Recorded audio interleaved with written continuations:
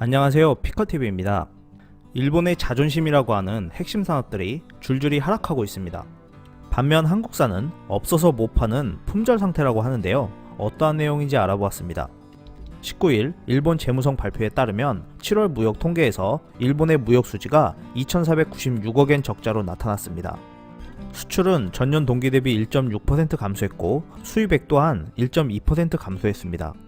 재무부는 미중 무역 갈등으로 인한 중국 경제의 둔화가 영향을 끼쳤을 가능성이 있다라는 견해를 나타냈는데요.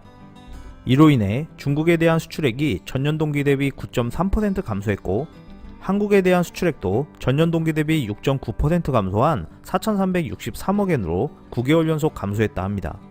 한국으로부터 수입액 또한 8.6% 감소했는데요. 그래도 한국과의 교역에서 1,607억엔 흑자였습니다. 좀 더 자세히 일본의 핵심 산업을 살펴보면 심각해집니다. 일본 경제신문 발표에 따르면 상장기업 주요 1584개 순이익은 3년 만에 15% 감소했고 특히 제조업 관련해서는 45% 감소했다고 합니다. 닛산 자동차는 전년 동기 대비 순이익이 90% 감소하여 직원을 12,500명 감원한다고 발표했는데요.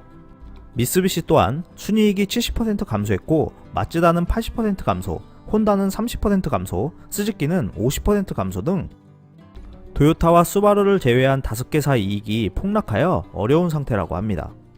2018년 일본 수출 총액은 81조 4,788억엔이었습니다.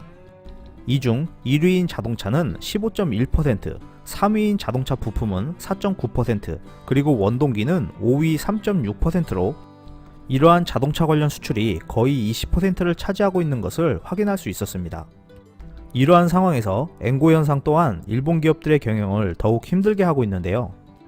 이로 인해 9월 이후 수주 예약 취소가 많아졌을 뿐만 아니라 일본 기업들은 올해 후반에 경영이 상당히 어려워질 것을 각오하고 있다 합니다. 일본 내에서는 이렇게 차가 팔리지 않는 이유가 카쉐어링과 자동차 리스 등 개인을 위한 서비스가 확대되고 있고 특히 자동차 소유에 연연하지 않는 사람이 증가하고 있어서라는데요.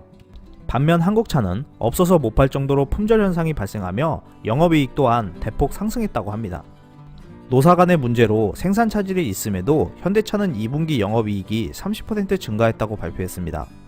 현대차는 분기 영업이익 1조원 클럽에 재가입하면서 2분기 영업이익을 1조 2,377억원 기록했는데요.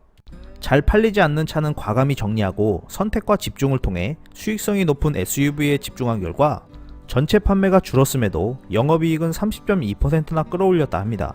대표적으로 펠라세이트는 없어서 못 파는 상황이 계속되고 있는데요.